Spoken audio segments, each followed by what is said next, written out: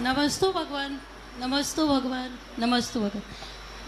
महाराज जी, मेरा क्वेश्चन ये है कि जैसे किसी के शरीर में फूल है तो वो हार दे सकते हैं या नहीं? वाइट दाग।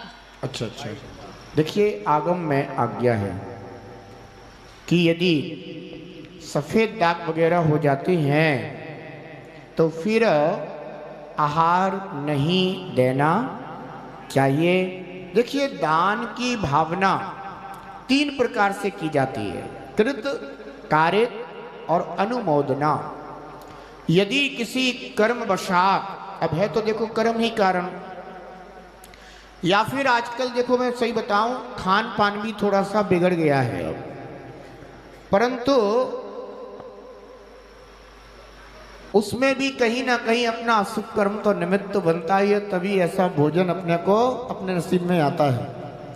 तो इसलिए आगम की आज्ञा का पालन करना ये बहुत जरूरी है। अगर आपने नहीं भी किसी ने आहार दिया परंतु उन्होंने कारित और अनुमोदना भी कर ली तो भी उन्हें आहार दान का ही पुण्य प्राप्त होगा।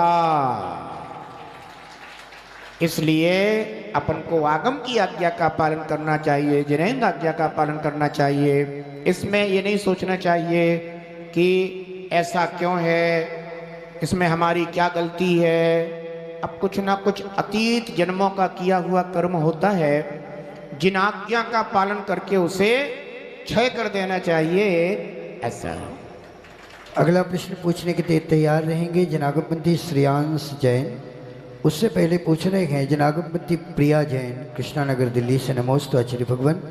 गुरुदेव मैं रोज देव दर्शन करती थी, पर आपके प्रवचन सुनकर स्वाध्याय की भी प्रेरणा मिली है, तो गुरुदेव किस शास्त्र से मुझे स्वाध्याय शुरू करना चाहिए? नमोस्तु आचार्य भगवान। अभी हमने यही समाधान रिंकी जैन भजनपुरा को दिया है, वही आपके लिए है। अच्छी बात है, आपको 7 स्वाध्याय की प्रेरणा मिली है, क्योंकि ज्ञान प्राप्त करना है तो शास्त्र स्वाध्याय करना ही होगा। उस 7 स्वाध्याय करने से आपको यथार्थ ज्ञान की प्राप्ति होती है, सम्यक ज्ञान की, समीचीन ज्ञान की प्राप्ति होती है। जब तक आपको ज्ञान नहीं होगा तब तक क्रियाओं का भी सही फल प्राप्त नहीं हो सकता है। इसलिए स्वाध्याय अवश्य करना चाहिए। और जहाँ पर आपको डाउट लगे, कुछ संदेह लगने लग जाए, कुछ शंका उत्पन्न होने लग जाए, कोई प्रश्न उत्पन्न होने लग जाए, तो फिर गुरुजनों से पूछ करके उसका विधिवत निर्णय